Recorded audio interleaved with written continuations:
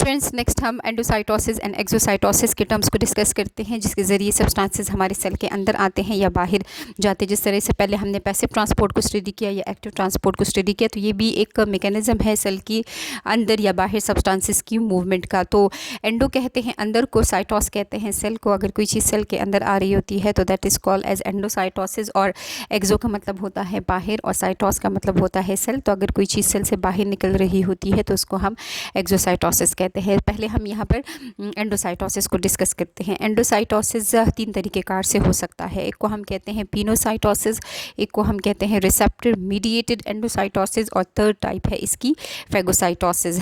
ये डिपेंड करता है कि कौन सी चीज़ आ रही है और किस तरीके कार से आ रही होती है। यहाँ पर हमें ये बात समझनी है कि यहाँ पर होगी एक वेजिकल फॉर्मेशन, और उस वेजिकल के अंदर वो पर्टिकुलर मॉलिक्यूल या लिक्विड है मौजूद रहेगा, और वो वेजिकल सेल के अंदर आ जाएगा और वो प्लाज्मा मेम्ब्रेन की इन्वेजिनेशन से ही बनेगा। तो सबसे पहले हम पिनोसाइटोसिस को समझते हैं। पिनो कहते हैं ड्रिंकिंग, साइटोस मीन सेल। सेल जब किसी चीज़ की ड्रिंकिंग करता है, मतलब कि किसी लिक्विड सब्सटेंस को सेल के अंदर लेकर आता है, तो इस प्रोसेस को हम पिनोसाइटोसिस कहते हैं। अब ये हमारा एक्स्ट्रा सेलुलर फ्लूइड है, ये हमारा साइटोप्लाज्म है, और ये हमारी सेल की प्लाज्मा मेम्ब्रेन है। तो अब ये प्लाज्मा मेम्ब्रेन एक पॉकेट लाइक स्ट्रक्चर बना लेगी, एक ग्रूव या डिप्रेशन सा बना लेगी, इन्वेजिनेशन बना लेगी, और ये इन्वेजिनेशन अंदर को डीपन होती जाएगी, और एक ऐसा टाइम आएगा जब यहाँ से टोटली की टोटली पिंच्ड ऑफ हो जाएगी और वो लिक्विड हमारे सेल के अंदर आ जाएगा along with this plasma membrane. तो ये पिनोसाइटोसिस का प्रोसेस कहलाता है, जिसमें हम कहते हैं कि उस वेजिकल के अंदर हमारा एक्स्ट्रा सेलुलर फ्लूइड मौजूद होता है।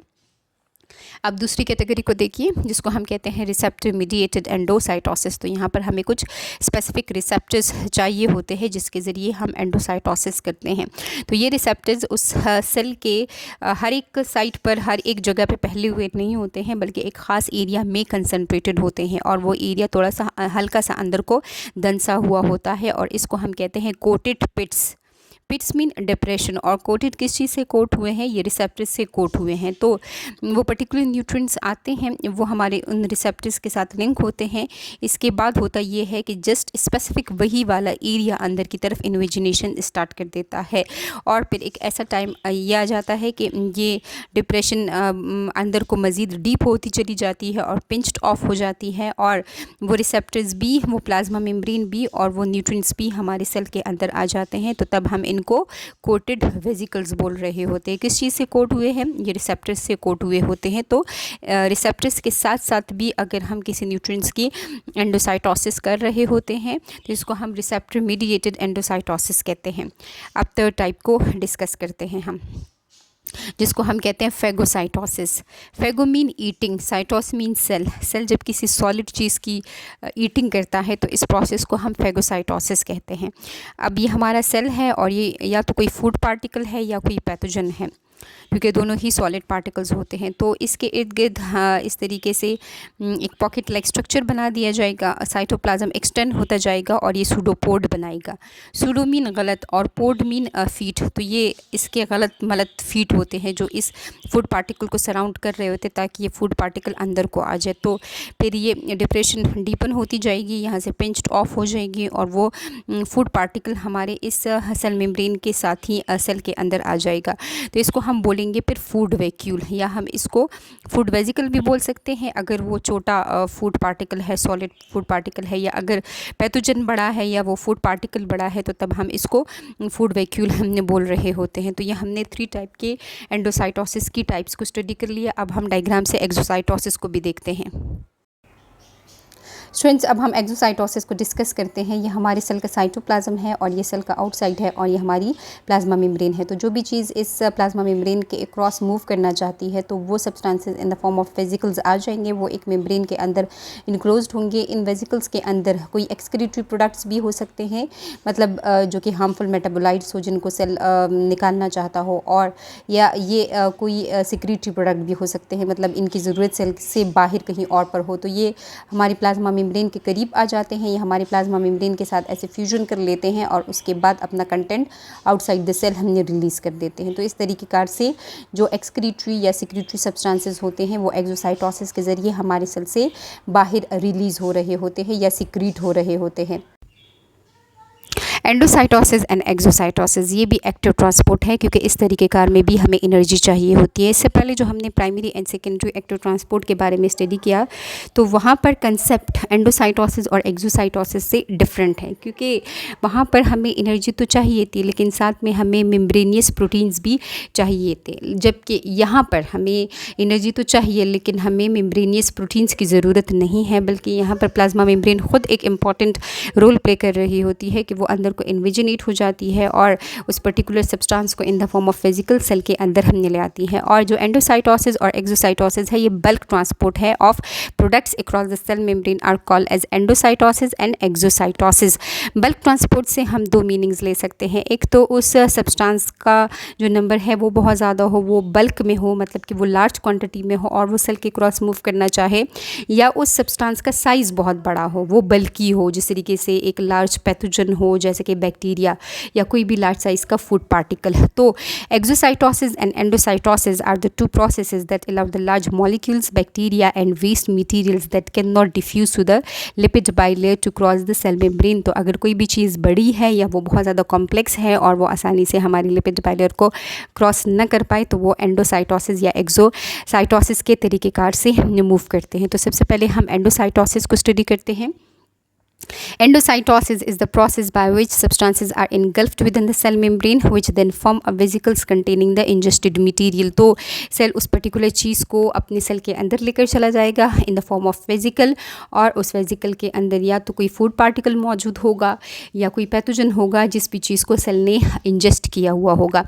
एंडोसाइटोसिस की दो मेन सब टाइप्स हैं जिसको हम कहते हैं फेगोसाइटोसिस और एक है फिनोसाइटोसिस, जबकि हमने थर्ड टाइप को भी डिस्कस किया that is receptor mediated endocytosis. तो सबसे पहले हम फेगोसाइटोसिस को डिस्कस करते हैं। फेगोसाइटोसिस कहते हैं ईटिंग ऑफ द सेल, जब भी कोई सॉलिड चीज़ सेल के अंदर जाती है। Phagocytosis is the process through which phagocytes or liver cell ingest or consume other cells or particles. तो उन सेल्स को हम फेगोसाइट्स कहते हैं जिसके अंदर फेगोसाइटोसिस का प्रोसेस परफॉर्म हो रहा होता है और हमारी बॉडी में लिवर सेल्स फेगोसाइट्स के तौर पर एक्ट कर रहे होते हैं। A phagocyte may be amoeba or WBCs। Amoeba जो कि एक प्रोटोजोन है वो भी फेगोसाइट हो सकता है और हमारी बॉडी में लिवर सेल्स के अलावा WBCs भी फेगोसाइट्स होते हैं। Some species for example sponges and amoeba have a way of feeding called phagocytosis. तो जो स्पॉन्जेस हैं यानी कि सेलेंट्रेट्स और अमीबा यानी कि प्रोटोजोन्स, तो ये फेगोसाइटोसिस के तरीक़ेकार से अपने लिए फूड ले रहे होते हैं। ये इनका एक स्टाइल है फीडिंग का। Extension of the cytoplasm term as pseudopodia. Pseudopodia का मतलब होता है फॉल्स फीट। ये उस फूड को सेंस करते हैं, उसके सराउंड अपने आप को अरेंज कर लेते हैं, उस फूड पार्टिकल को यानी कि टारगेट को अपना टारगेट के तौर पे हम उस पॉकेट के अंदर इनक्लोज कर लेते हैं, creating a vacuole or phagosome on the inside of the cell membrane. तो वो जो सेल मेम्ब्रेन अंदर को इन्विजिनेट हो जाती है तो उसको फिर हम बोलते हैं वैक्यूल, जिसके अंदर फूड पार्टिकल आ जाता है, या उस वैक्यूल को हम फेगोसोम भी कहते हैं।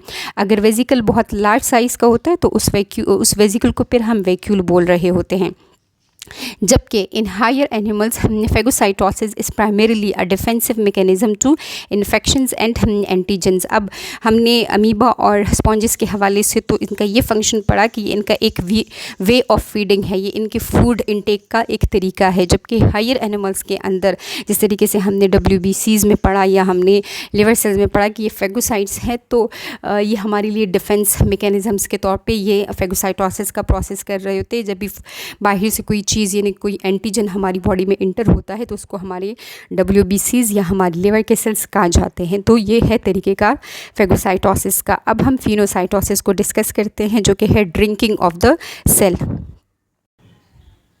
आपकी बुक के अंदर डायग्राम बहुत अच्छी दी हुई है, तो आप इन वर्डिंग को डायग्राम्स के साथ भी कोरिलेट कर सकते हैं। Pinocytosis, cell drinking is also known as pinocytosis. It is widespread in plants and animals. Through this process cell takes in nutrients such as ions, enzymes and hormones. The cell membrane invaginate before bud off to form a vesicle call as pinosome. तो हम ये कहते हैं कि जो water cell के अंदर inter हो रहा है तो वो तो प्योर वाटर नहीं है, उसके अंदर तो आयंस मौजूद होते हैं, उसके अंदर तो एंजाइम्स या हार्मोन्स रिसेप्टर्स मौजूद हो सकते हैं और ये जो सेल मेम्ब्रेन है उसी तरीके कार से अंदर की तरफ इन्विजिनेट हो जाती है, एक पॉकेट लाइक स्ट्रक्चर बनाती है और ये सारा लिक्विड उसके अंदर हमारे सेल के अंदर आ जाता है इन द फॉर्म ऑफ वेजिकल, और उस वेजिकल को हमने फिनोसोम का नाम दे दिया। तो ये है फिनोसाइटोसिस, जिसके ज़रिए सेल लिक्विड सब्सटेंसेस की इनटेक कर रहा होता है। अब हम समझते हैं रिसेप्टर मीडिएटेड एंडोसाइटोसिस को।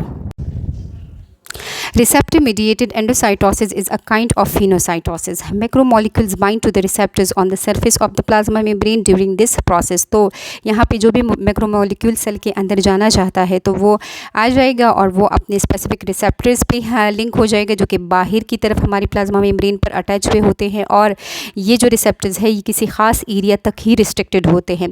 The example of cell mediated pinocytosis is cholesterol absorption. अब यहाँ पर हम कोलेस्ट्रॉल एब्जॉर्प्शन से इसको समझते हैं। इसके रिसेप्टर्स क्लस्टर हुए होते हैं एक स्पेसिफिक रीजन में, और उस एरिया को हम कहते हैं कोटेड पिट्स पॉकेट्स को कहा जाता है। तो ये कोट किस चीज़ से हुए हैं? ये रिसेप्टर से कोट हुए होते हैं। As they are coated with proteins causes the coated pits to invaginate and become a coated vesicle bringing the desired ligand या लेगेंट इनटू द सेल। तो वो एरिया जहाँ पर ये रिसेप्टर्स लगे हुए हैं वो कोटेड पिट, जहाँ पर फिर आकर हमारा एक पर्टिकुलर लेगेंट अटैच हो जाता है, जस्ट वही एरिया अंदर को इन्विजिनेट हो जाता है, एक वेजिकल बनाता है। उस वेजिकल को हमने कोटेड वेजिकल कह दिया, और इस कोटेड वेजिकल में रिसेप्टर्स भी अंदर आ जाते हैं अलॉन्ग विद दैट मैक्रोमोलिक्यूल। तो ये हमने 3 टाइप्स के एंडोसाइटोसिस को डिस्कस कर लिया। अगर कोई सॉलिड चीज़ आ रही है तो उसको हम फेगोसाइटोसिस कह रहे हैं, अगर कोई लिक्विड चीज़ आ रही है तो वो फिनोसाइटोसिस है, और अगर वो रिसेप्टर्स के साथ लिंक होकर वो मैक्रोमोलिक्यूल हमारे सेल के अंदर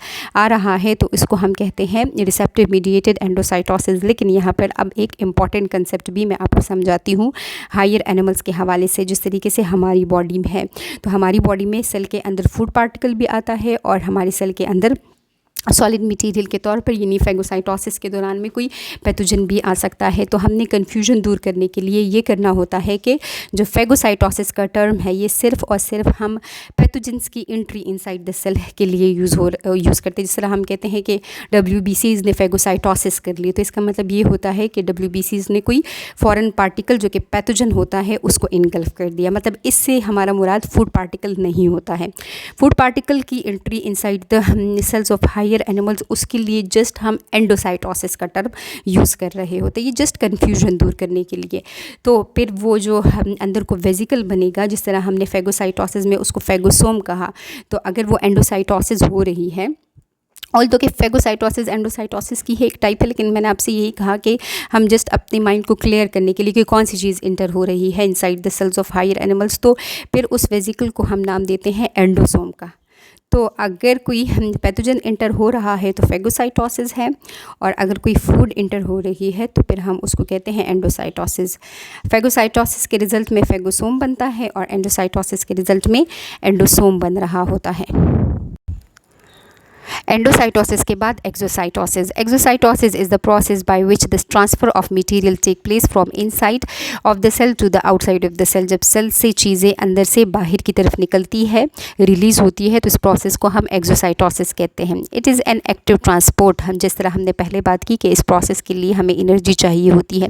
vesicles are packed with in the cells and transported to the cell membrane where their phospholipid bilayer fuse. तो जो भी चीज़ हमने बाहर भेजनी होती है तो उसको हम मेम्ब्रेन में पैक कर देते हैं। पैकिंग का काम एंडोप्लाज्मिक रेटिकुलम भी करता है और गोल्जी कॉम्प्लेक्स भी करता है। फिर वो जो वेजिकल है तो वो आता है हमारी प्लाज्मा मेम्ब्रेन की तरफ, और इन वेजिकल्स की जो लिपिड बाइलेयर है वो हमारी बाहर की सेल मेम्ब्रेन की लिपिड बाइलेयर के साथ फ्यूज़ हो जाते हैं, and this allow the content to be release outside the cell. और फिर वो अपने जो कंटेंट है उसको बाहर रिलीज़ कर देते हैं। मैंने आपसे पहले भी कहा कि ये कंटेंट यूज़फुल भी हो सकता है और हार्मफुल भी हो सकता है। मतलब ये एक्सक्रीशन का प्रोसेस भी हो सकता है और ये सिक्रीशन का प्रोसेस भी हो सकता है। Exocytosis is used in many areas of the body including the neurotransmitters released at the synapse are the release of secretion in the sweat gland। जिस तरीके से हमारे न्यूरोट्रांसमीटर्स साइनेप्टिक वेसिकल्स में स्टोर हुए होते हैं हमारे न्यूरॉन के एक्सोन टर्मिनल वाले एरिया में, तो जब एक न्यूरॉन दूसरे न्यूरॉन को